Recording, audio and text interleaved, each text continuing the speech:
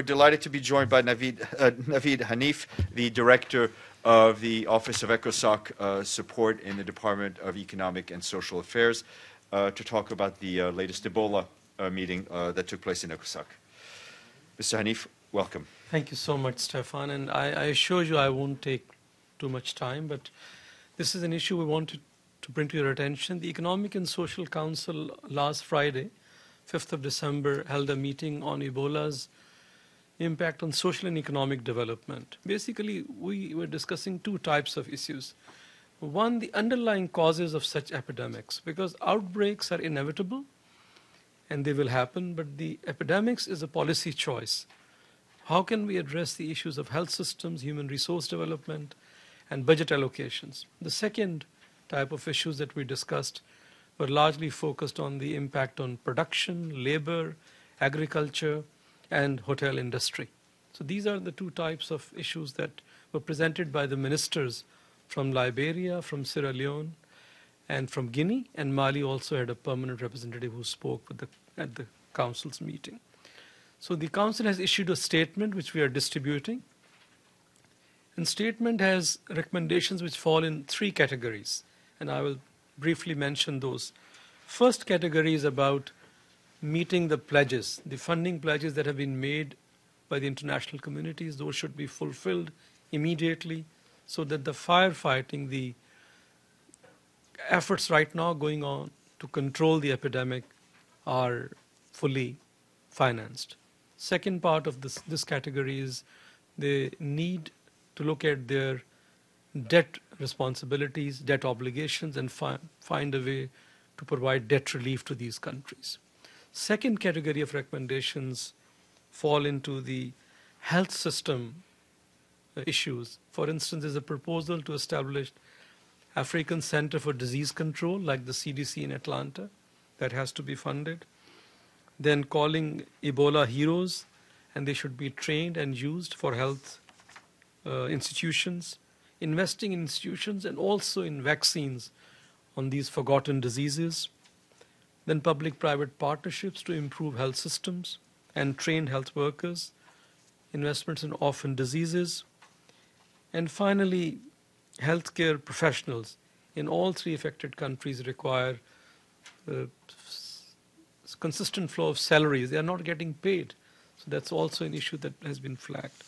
Third category is that we have to have analysis of the long-term implications. The President of the Council in the statement has requested the Secretary General to undertake an extensive study, look at the social and economic impacts of this epidemic and what the international community needs to do to get ready if such an eventuality happens again. So this is the crux of the statement that is in front of you, and it's basically when cameras move away, what happens to these countries. That is the message in this statement. Thank you so much. Thank you. Any questions? Masood.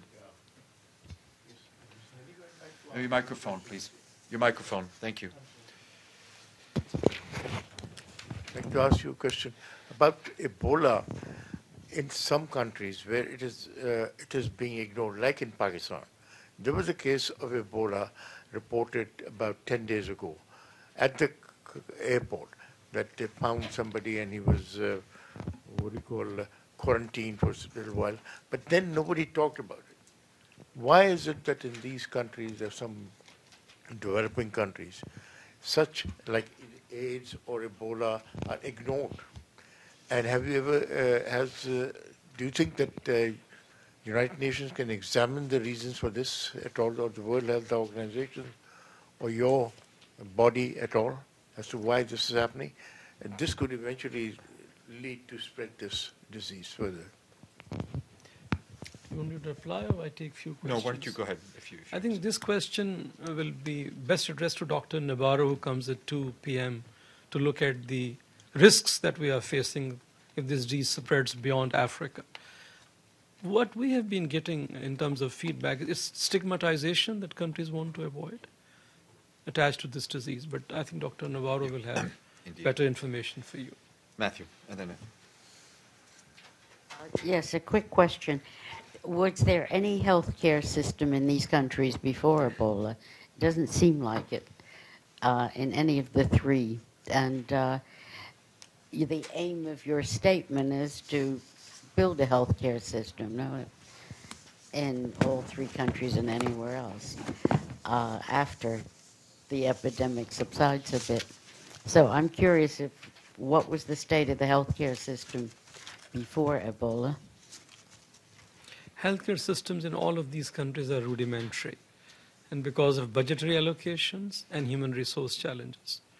Look at Nigeria. When they faced the outbreak, they immediately were able to control it because of strong health systems.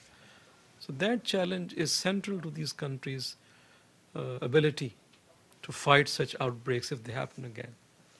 And one of the reasons there is a recommendation by one of the ministers is to enhance OD allocation to this sector.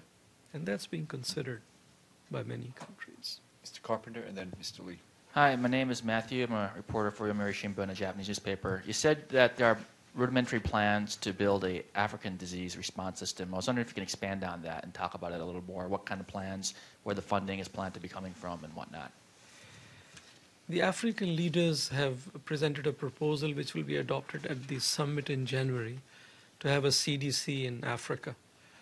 And they are now preparing estimates, how much will it cost, its location, and what kind of activities it will undertake. So it's a proposal which is still being developed.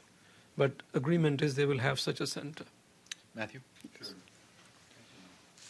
I noticed the line in it where you know, and you mentioned it just now as well, about the need to consider debt relief and concessional loans to be provided to affected countries. I know when the U.S. called for total debt, IMF debt elimination to the three countries, but it hasn't yet happened. Is there some, as ECOSOC and whatever role you may have with the IMF, what's the holdup, or do you think that will that take place? Is there any role for ECOSOC or its members to really kind of focus this thought on the entity that has the debt? And then I'm sorry to ask this, but it says at the end of the statement, for use of the information media, not an official record. And is this a statement? It seems like it is a kind of an official statement. Is this? I'm not trying to. I just want to know. Can we take this to be an official statement? Two parts of your question. Okay. First, on the debt relief. You know, debt issues are largely dealt by the IMF and the clubs that we have. This call by the Economic and Social Council will be conveyed by the President to those bodies. And they will undertake their due process in coming up with an initiative which makes an impact in alleviating the debt burden of these countries. Second, because the statement has been issued just now, we are waiting for it to become the official document which President has to convey, and that will be done. Then it becomes an official record. Like previous statements of the Council on food crisis, on avian flu, they were all issued as official documents. So it will become one. Okay. Anna? And then Carla. Thank you, Stefan. I wanted to go back again to economic roots of this problem, Ebola, that we're facing. Of course, everybody agrees that it is not random that these specific countries were stricken with this plague, you know, Sierra Leone, Guinea, and Liberia, yes. And unfortunately, it's very tragic. So these were conflict-torn, economically depleted, poor countries. But at the same time, now they can deal with this problem because, again, they are conflict-torn, economically depleted. So they don't have enough resources to overcome this problem. And we have a vicious economic cycle here. How do we break it? Or how do you, as UN, help them break it and overcome the situation? Thank you. I think your question really hits the root of the problem. You have countries who are, facing conflict, countries which do not have sufficient resources to allocate to their health sectors, countries which do not have human resources, and countries who are also struggling with dealing with the external shocks, the economic shocks they receive. What we are proposing in the study that the President has called for, we need to look at all dimensions of such outbreaks, and then UN system can certainly do to whatever extent they have the resources to engage, then call on the region to mobilize resources from all over the world to address, first of all, that you have the infrastructure in place to deal with outbreaks. And then you also have some way of engaging these countries into the economic development path. Peace Building Commission has also engaged with the Council in addressing both dimensions for the long-term resilience in these countries. Your question is right on the mark. Long-term resilience is, there are 32 countries which are affected by conflict, and they are vulnerable, and we need to develop a strategy which comes from all directions. Carla? And then we'll call it. Okay. It seems as though the response to these catastrophes, the outbreak of these horrible diseases and so on and so forth, is reactive.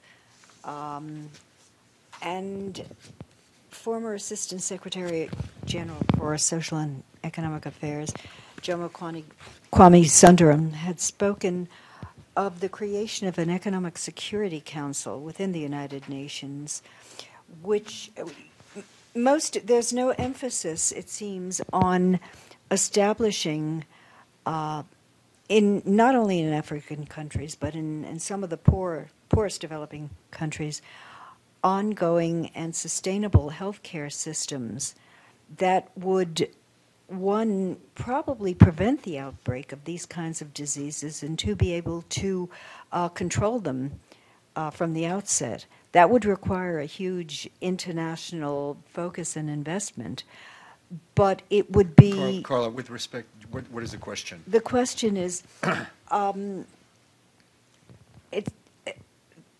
everything that's being done seems to be a reaction to crisis. Crises break out, and there's a reaction to it, and it's almost impossible to control. What is being done to actually create healthcare systems within the developing countries that would be able to either prevent or quickly deal with such diseases as these which come up? I mean, that's a long-term, large scale, but it needs to be done. That is exactly what the Economic and Social Council is saying. Firefighting, epidemic fighting, when it breaks out, that has to be done. But if you do not address the underlying causes, this will happen again. And that, I mentioned in my opening remarks, requires massive investments by governments and support by international community. Wholesale programs for training human resources. They don't have doctors. They don't have nurses. And that has to be done at this stage when they are fighting it, and in the long term as well. What is different this time, Ebola, we had few outbreaks before as well in the last 40 years. This time it has come out of Africa.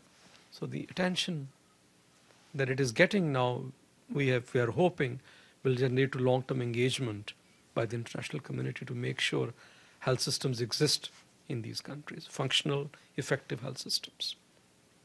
Thank you very much. Thank you so much.